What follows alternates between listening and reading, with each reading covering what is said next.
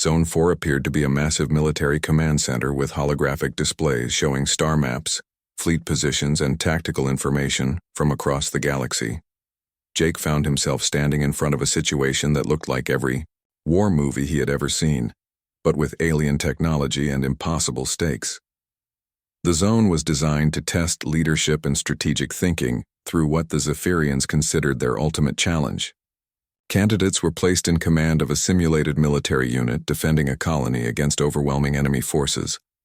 The scenario was based on the famous Battle of Korvac Prime, where Commander Zethron had held off an entire invasion fleet for 43 days before reinforcements could arrive. Holographic officers appeared around Jake, providing him with detailed briefings about enemy capabilities, defensive positions, available resources, and projected attack patterns. The displays showed hundreds of enemy ships approaching the colony, while his defensive forces consisted of only 12 ships and a small ground-based defense network. According to the historical records, most candidates spent weeks developing elaborate battle plans, studying enemy tactics, and preparing complex defensive strategies. The test measured success not just by survival time, but by the ability to minimize casualties while maximizing defensive effectiveness. Jake listened to the briefings carefully, studying the tactical displays and absorbing information about weapon capabilities, shield strengths, and logistical constraints. After 30 minutes of briefings, he asked a question that had never been asked before in the history of Zone 4. What does the enemy want? The holographic command staff looked confused. The simulation had been programmed to handle thousands of possible strategic questions, but this was not one of them. The enemy seeks to capture the colony, the tactical officer replied, following his basic programming. Why? Jake pressed. What makes this specific location worth attacking with such a large fleet? The holographic officers paused as the simulation searched through its background databases to answer this unexpected question. Other candidates had always accepted the premise of the scenario and focused on defensive tactics. No one had ever questioned the fundamental assumptions behind the conflict. The colony controls a strategic hyperspace junction, the intelligence officer finally responded.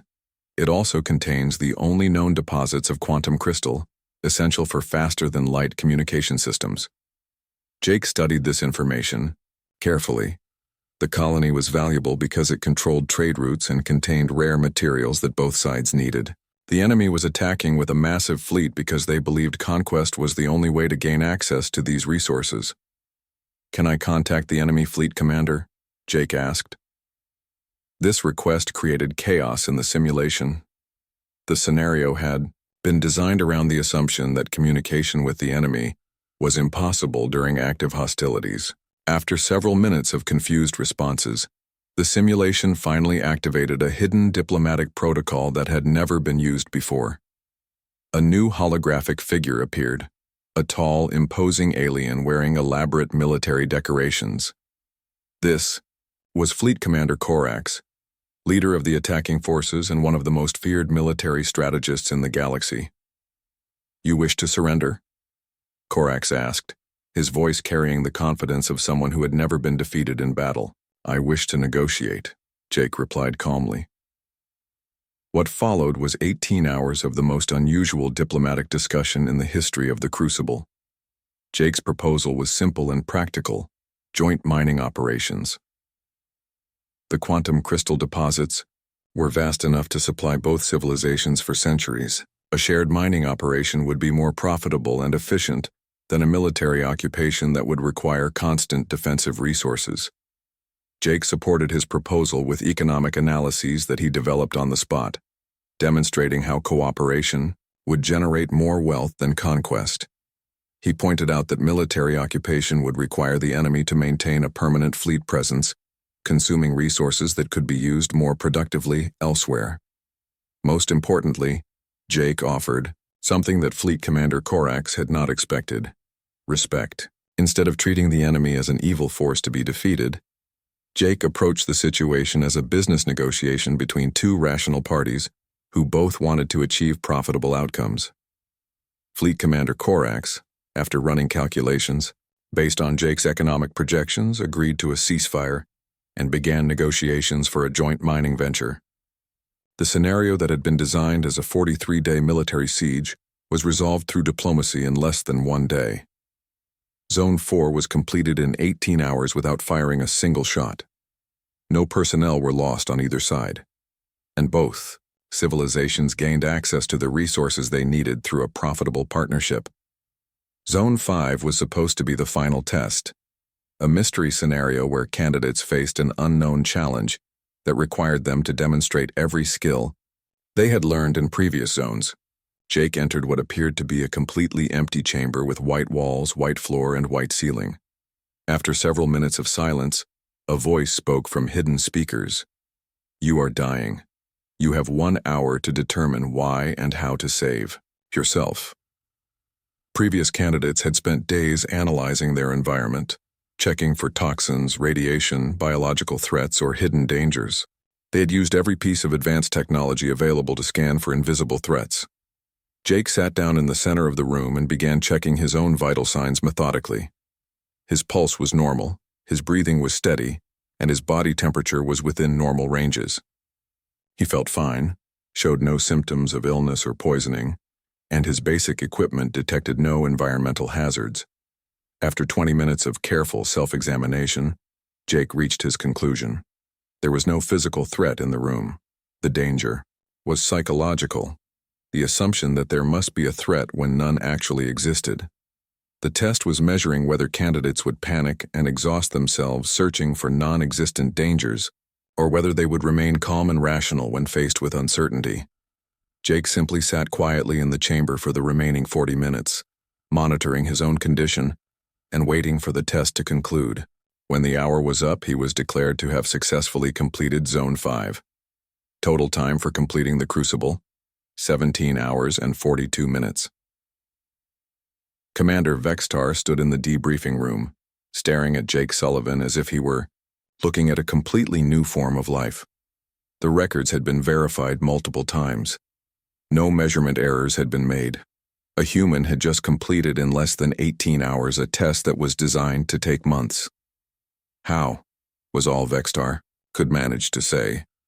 Jake sat comfortably in his chair drinking coffee that he had somehow acquired from the station cafeteria.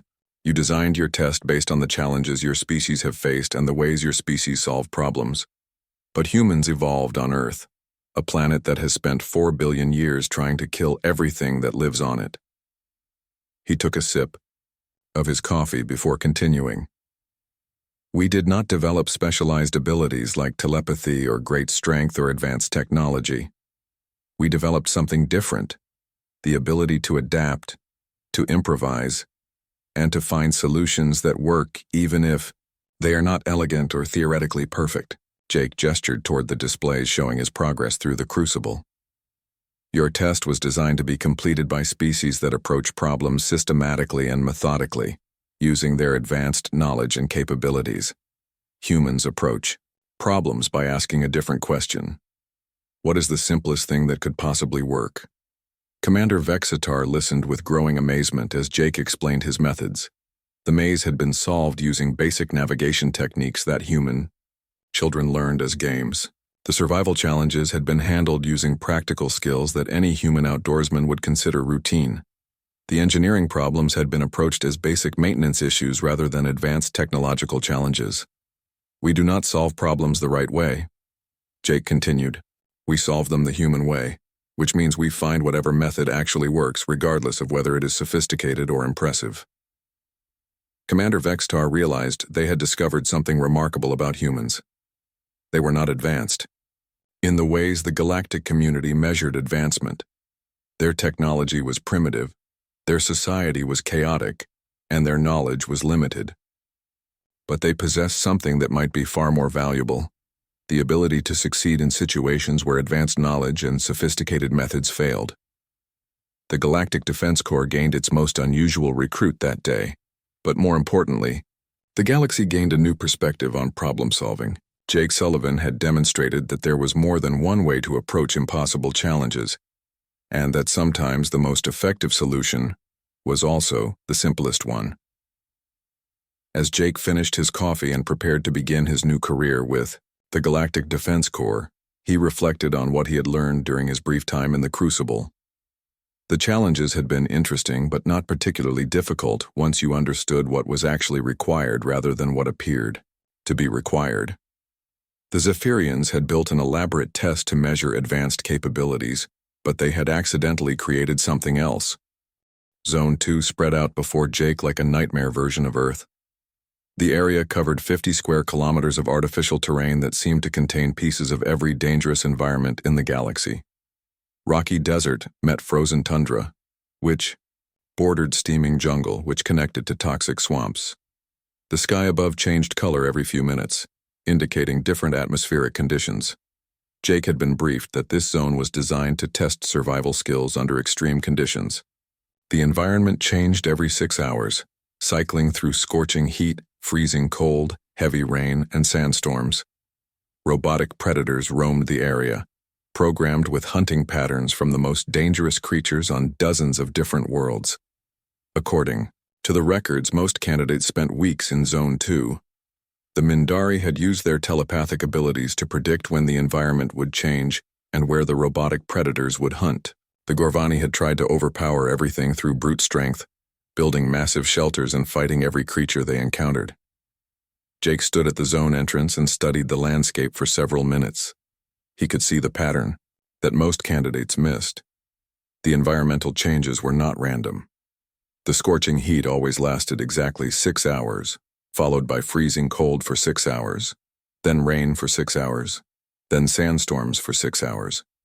The cycle repeated perfectly. More importantly, Jake noticed something about the robotic predators moving through the area. They were designed to hunt like biological creatures, which meant they had predictable behaviors. Real predators followed patterns. They hunted at certain times, avoided certain areas during bad weather, and cached food in specific locations. Instead of building one large shelter like other candidates, Jake began constructing multiple small refuges using materials he found in the environment. He used the natural terrain for protection, placing his temporary camps in locations that would be sheltered during different weather cycles. His first camp was built in a rocky outcrop that would provide shade during the hot periods and protection from wind during sandstorms. His second camp was in a cave system that would stay warm during cold periods and dry during rain. His third camp was on high ground that would drain well during storms, but had access to water sources. Jake moved between these camps as the environment changed, always staying one step ahead of the weather cycles. While other candidates struggled to build shelters strong enough to survive all conditions, Jake simply avoided the worst conditions by being in the right place at the right time. The water purification challenge that usually took candidates a week to solve was handled with typical human practicality. Jake noticed that the rapid environment changes created natural distillation opportunities. When hot air met cold surfaces during weather transitions, clean water condensed naturally. He positioned collection containers at strategic points and had more clean water than he needed. Food was even easier. Instead of trying to hunt the elusive prey animals scattered throughout the zone, Jake studied the robotic predators themselves. These mechanical hunters were programmed to behave like real predators, which meant they cached food in hidden locations for later consumption. Jake followed the predators at a safe distance and observed their behavior patterns. Within 2 days, he had mapped the locations of over a dozen food caches. The robotic creatures were essentially hunting for him, gathering and storing food that he could access when they were not around. On his third day in Zone 2, Jake encountered his first apex predator, a mechanical creature designed to copy the most dangerous hunter from the Vorthon homeworld. It was the size of an earth tiger but moved like a spider, with 8 legs and reflexes fast enough to catch targets moving at 40 kilometers per hour. Other candidates had either fought these creatures or hidden from them. Jake did something that had never occurred to the test designers. He decided to learn from it. He followed the apex predator at a careful distance, watching how it moved through the environment. The creature knew things about Zone 2 that no candidate had ever discovered. It knew which paths were safe during different weather conditions. It knew where water sources remained clean during environmental changes. It knew shortcuts through the terrain that cut travel time in half. The apex predator was not just a challenge to overcome, it was a guide to surviving Zone 2 efficiently. Jake spent an entire day following the creature, taking careful notes about its behavior. He learned that it always sheltered in the same type of location during sandstorms. He discovered that it avoided certain areas during hot periods because the ground became too hot for its mechanical feet. He found that it knew about hidden water, sources that were not marked on any of the zone maps. Most importantly, the apex predator showed him a direct route to the Zone 3 entrance that had been hidden from all previous candidates. The route was not marked on any maps because it was only accessible during specific weather conditions and required knowledge of the predator movement patterns. By following the mechanical creature, Jake learned to navigate Zone 2 like it was his home territory instead of a hostile environment. On his fourth day, Jake had not just survived Zone 2, he had mastered it. He had multiple secure camps, unlimited access to food and water, and detailed knowledge of safe travel routes. The zone had become a resource-rich environment that was actively helping him prepare for the next challenge.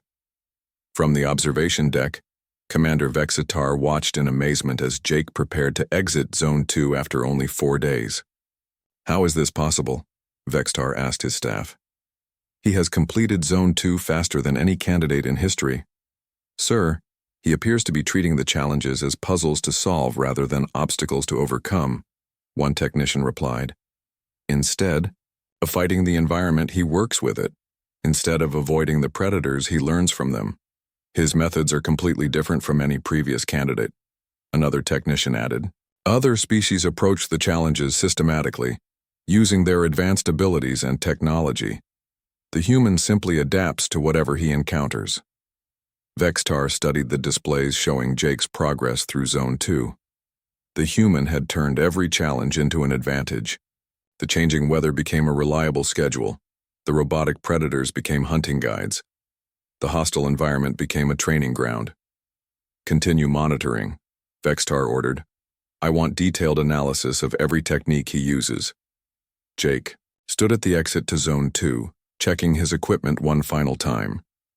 He had completed the section with food and water to spare, detailed maps of the terrain, and comprehensive knowledge of the environmental patterns. Most candidates left Zone 2 exhausted and low on supplies. Jake was leaving better equipped than when he had entered. As he walked toward Zone 3, Jake reflected on the challenges he had just completed. The environment had been harsh, but not worse than some places he had trained on Earth. The robotic predators had been dangerous, but they followed predictable patterns once you understood their programming. The resource management had been straightforward once you realized the environment itself was providing everything you needed. He wondered if the remaining zones would be more challenging, or if they would follow the same pattern of appearing, more difficult than they actually were.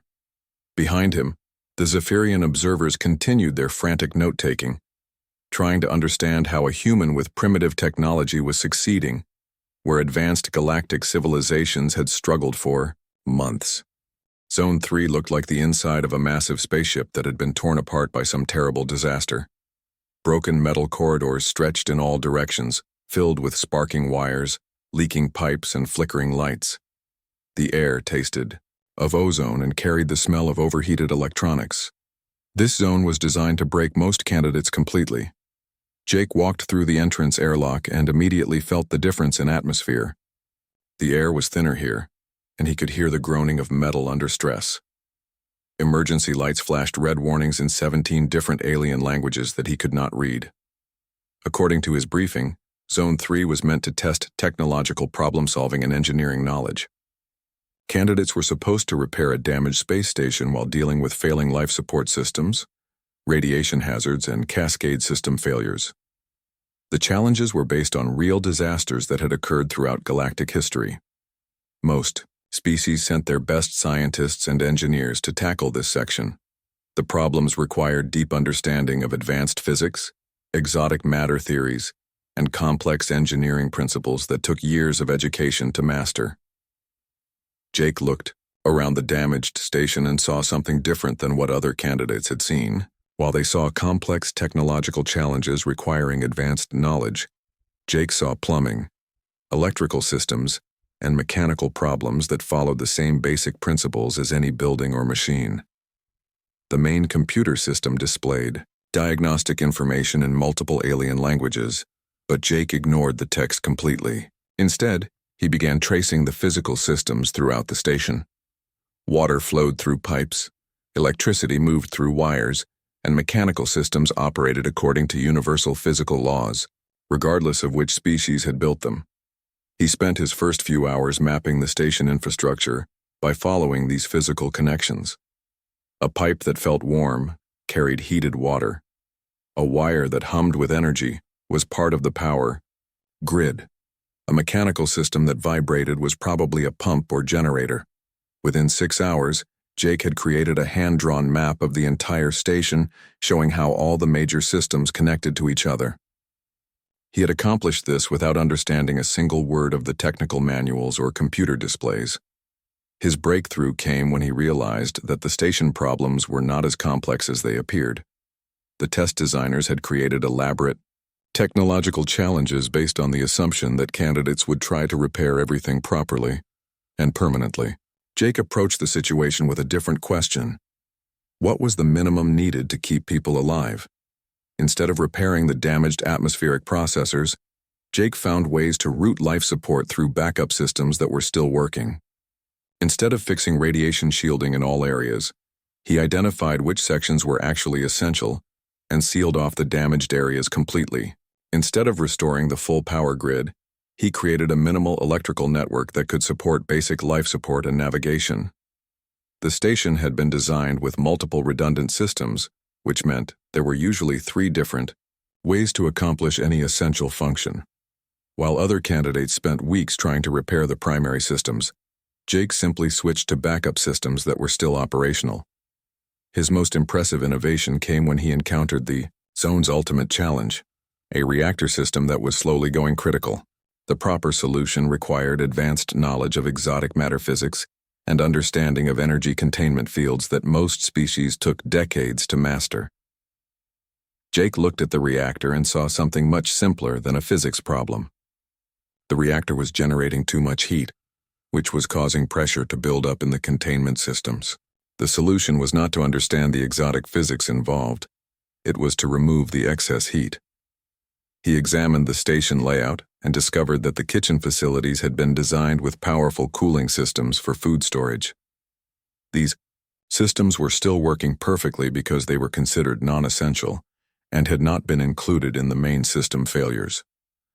Jake disconnected the kitchen cooling systems and jury-rigged them to the reactor heat exchangers using spare parts he found throughout the station. It was not an elegant solution, and it would not win any engineering awards, but it worked.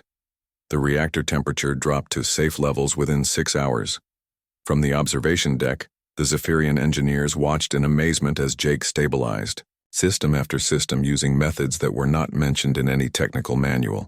He is solving engineering challenges without using any of the provided reference materials, one engineer reported.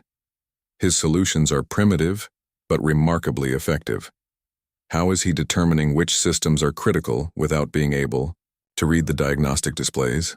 Another asked. Commander Vextar studied the monitors showing Jake's progress. He is not trying to understand the technology. He is simply trying to achieve the necessary results through any means available. Jake's approach to Zone 3 was fundamentally different from every previous candidate. Instead of trying to prove his intelligence by solving problems the intended way, he focused entirely on achieving the basic goal, keeping the station operational enough to support life. By his second day in Zone 3, Jake had not only stabilized all critical systems but had actually improved the station efficiency beyond its original specifications. The backup systems he was using consumed less power than the primary systems that other candidates spent weeks trying to repair. He had accomplished this without understanding the theoretical principles behind any of the technology. He could not explain how the exotic matter reactor worked, but he could keep it from exploding. He did not understand the atmospheric processing chemistry, but he could maintain breathable air. He could not read the alien computer displays, but he could keep the station running. Zone 3 completion time, 2 days, 7 hours, the monitoring technician announced. Previous record, 28 days. Commander Vexitar was beginning to understand something important about human problem solving. Other species approached challenges by trying to understand them completely before taking action. Humans apparently approached challenges by taking action first and understanding only what was necessary to achieve their goals. "Sir, he is activating the exit portal now," another technician reported. "All station systems are stable and operating at 97% efficiency." Jake stood in the station command center, looking at displays he still could not read but which now showed green lights instead of red ones. The station was running smoothly, life support was stable, and all critical systems were operational. He had spent less than 3 days in Zone 3, and most of that time had been spent sleeping and eating regular meals in the station cafeteria, which he had restored to full operation on his first day. As Jake walked toward the exit, he reflected on the engineering challenges he had just completed. The problems had seemed complex at first, but they were really just variations of basic maintenance issues that any experienced mechanic or engineer would recognize. The exotic technology was impressive, but the fundamental principles were the same as any machine. Keep the hot parts cool, keep the power flowing where it was needed, and fix leaks before they become floods. Zone 3 had been designed to test advanced technological knowledge. Jake had passed it using basic practical skills that any human engineer would have learned during their first year on the job. Behind him, the Zephyrian technical staff continued their urgent analysis, trying to document methods that challenged everything they thought they knew about problem-solving and engineering. They were beginning to realize that there might be more than one way to approach technological challenges, and that sometimes the simplest approach was also the most effective. The massive space station hung in the darkness like a metal city among the stars. Inside its gleaming halls, Commander Vextar walked slowly toward the observation deck, his 6 arms moving in perfect rhythm. His crystal blue skin caught the light from the overhead panels as he moved through corridors filled with beings from across the galaxy. The Zephyrian Council had worked for 37 years to create what they called the Crucible. It was more than just a test. It was the ultimate challenge for any species that wanted to join the Galactic Defense Corps. The facility covered 300 square kilometers on the barren moon of Kepler 7b, where nothing could live without help. Vextar reached the observation deck and looked down through the thick glass windows. Below him stretched a landscape that looked like several different worlds had been mixed together and then made worse. Rocky deserts met frozen wastelands. Thick jungles bordered toxic swamps. Underground cave systems connected to towering mountain ranges. Every dangerous environment from 47 different worlds had been recreated here. "Current status report," Vextar said to his aide, a thin creature with 4 eyes who always stood perfectly straight. 12 species currently attempting the Crucible, sir," the aide replied, checking her datapad. "The Gorvani team has been in the maze section for 6 days now. The Mindari group is still working on the resource puzzles. They have been there for 1 week and 3 days. Vextar nodded as he watched the struggles below. The Gorvani were impressive to look at. Each one stood 3 meters tall with muscles like living stone.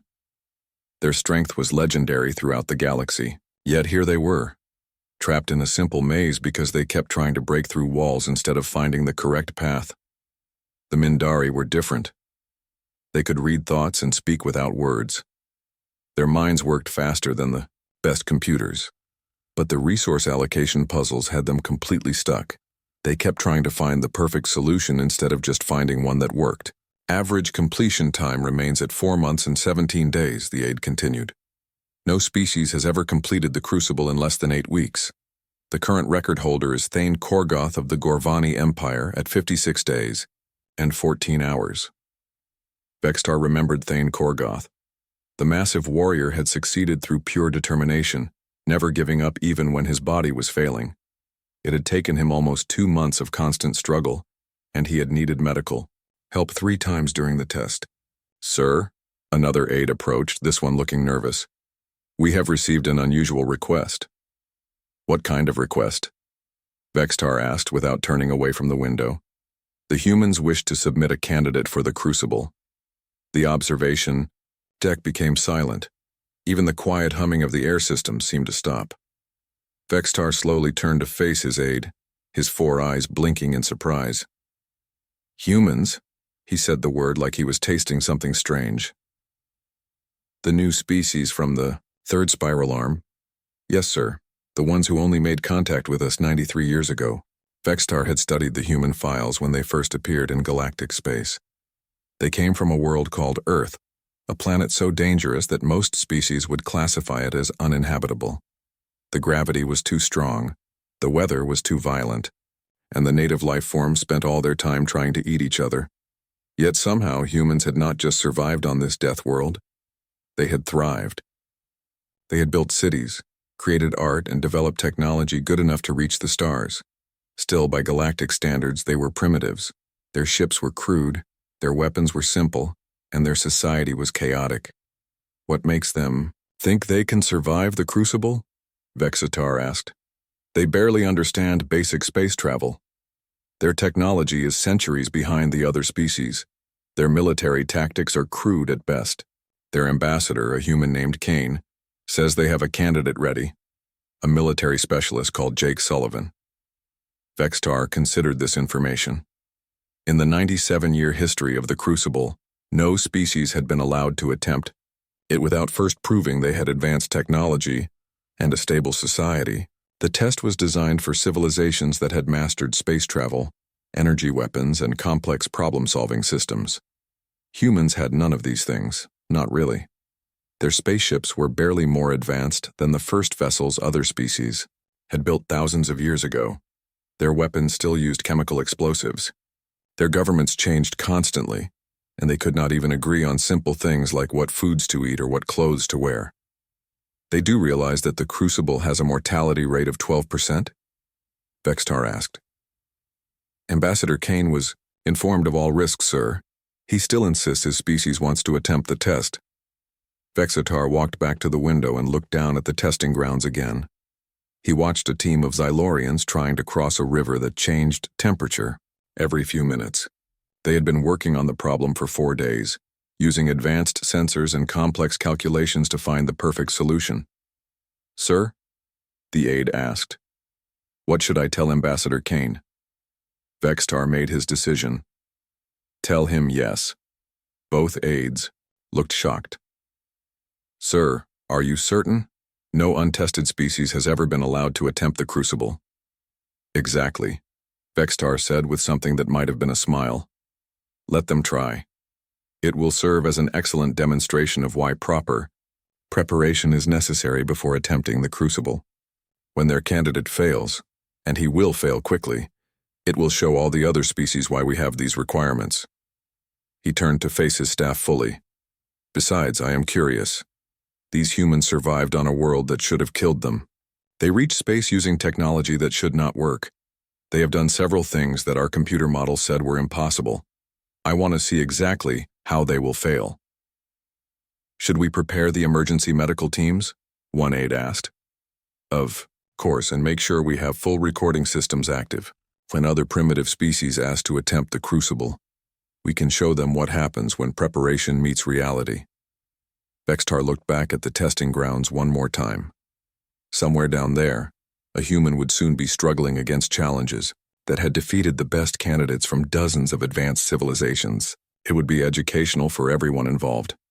Inform Jake Sullivan that his test begins tomorrow at dawn, Vexitar said, and make sure our observation systems are working perfectly. I have a feeling this will be worth watching. As his staff hurried away to make preparations, Vextar remained at the window. He wondered how long the human would last. A few hours, perhaps. Maybe a full day if he was particularly stubborn. It never occurred to him that Jake Sullivan might approach the Crucible in a way that no other species had ever considered. Jake Sullivan stood at the entrance to the Crucible, looking smaller than most beings who had attempted the test. At 32 years old, he was average height for a human, with brown hair and calm green eyes. His environmental suit was basic, compared to the advanced protection systems worn by other species. While others carried complex sensor arrays and environmental analyzers, Jake had simple gear that any human soldier might use. The Zephyrian technicians gathered around him, their multiple arms moving quickly as they conducted the standard briefings.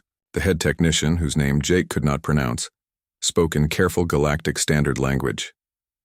The crucible consists of 5 zones, the technician explained. Each zone tests different survival abilities. You must complete all 5 zones to pass the test. You may bring minimal equipment, 1 shelter unit, 3 days of basic food, and 1 emergency beacon that will remove you from the test if activated. Jake nodded politely. The emergency beacon was a small red device that he clipped to his belt.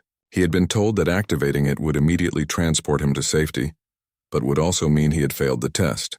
The current record holder is Thane Korgoth of the Gorvani Empire, another technician added. His time was 56 days and 14 hours. Most candidates require multiple resupply drops and medical help during their attempt. Jake listened to this information with growing confusion. 56 days seemed like an incredibly long time to complete any test. He had survived in some of the worst places on Earth, from frozen Arctic regions to burning deserts, usually with less equipment than he was being given now. What exactly makes this test so difficult? Jake asked. The technicians looked at each other uncertainly. No candidate had ever asked that question before. Most spent their time studying technical manuals and preparing complex strategies. The challenges are based on survival situations from 47 different worlds, the head technician finally answered. They represent the worst conditions that galactic species have encountered throughout history. Jake shrugged. Well, I guess we will find out how bad they are. The massive entrance door sealed behind him with a sound like thunder. Jake found himself in what looked like a huge underground cave system. The air was thin but breathable, though it made his lungs work harder than normal. The temperature was cold enough that he could see his breath, but not cold enough to be dangerous. Glowing markers along the wall showed a path deeper into the caves. Jake could see that the tunnel system spread out in many directions, creating a maze that disappeared into darkness. According to his briefing, most candidates spent several days mapping these passages and calculating the best routes to take. Jake pulled a piece of white chalk from his pocket and began marking his path. It was a simple technique his grandmother had taught him when he was 8 years old, something cave explorers on Earth had used for over a century. He made a small arrow pointing back toward the entrance, then began walking deeper into the maze. From the observation deck high above, Commander Vextar watched with interest. What is he doing with that white substance? Unknown, sir. It appears to be some kind of primitive marking system. Jake moved through the tunnel steadily, leaving chalk marks at every turn. The pattern was simple. Arrows pointing back toward the path he had taken, numbers counting his steps, and special symbols marking anything interesting he found along the way. Within an hour, he discovered something that usually took candidates much longer to find. Hidden in a small side passage was a supply cache containing water purification tablets and extra food. The cache was designed to be difficult to locate, requiring careful searching and systematic exploration. Jake found it because his chalk marking system had led him to explore every side passage methodically. He was not trying to be clever or use advanced technology. He was simply being thorough in the most basic way possible. How did he locate that supply cache so quickly? Vextar asked his staff. The cache placement was based on advanced search patterns from 17 different species. It should take at least 3 days to find through normal exploration. Jake continued deeper into the maze, his chalk marks creating a clear trail behind him. After 2 hours, he found a second supply cache. After 3 hours, he discovered a hidden passage that led directly toward the exit. Most candidates never found this passage at all. The maze designers had created the hidden passage as a reward for candidates who were extremely thorough in their exploration. They had assumed it would take weeks of careful mapping to locate it. Jake found it because his simple marking system had led him to explore areas that more advanced species overlooked. He has been in the maze for 4 hours, one of the observing technicians reported. He has found 3 supply caches and located the hidden passage. Estimated time to exit, 30 minutes. Vexitar stared at the display screens showing Jake's progress. The human was not using any advanced technology. He was not consulting computer maps or running complex calculations. He was simply walking through the maze and leaving marks to show where he had been. This cannot be correct. Recalibrate all sensors. All sensors are functioning properly, sir. The human is completing the maze section at unprecedented speed. Jake emerged from the maze exit 4.5 hours after entering the crucible. Behind him, his chalk marks created a clear map of the entire tunnel system. He had not only found the fastest route through the maze, but had also identified 3 alternate paths and located all hidden supply caches. As he walked toward the entrance to Zone 2, Jake paused to eat one of his basic ration bars. The maze had been interesting, but not particularly challenging. He had expected something more difficult based on the briefings he had received. Zone 1 completion time, 4 hours, 32 minutes. The technician announced to the observation deck. Previous record, 4 days, 18 hours. Vextar was no longer amused by the human's attempt. Jake had just accomplished in less than 5 hours what took most candidates almost a week. More importantly, he had done it using methods so simple that they seemed almost primitive. What other techniques do we know about human survival training? Vextar asked. Very little, sir. Their military records are classified. We know they have something called special forces, but we do not understand their training methods. Jake finished his ration bar and checked his equipment.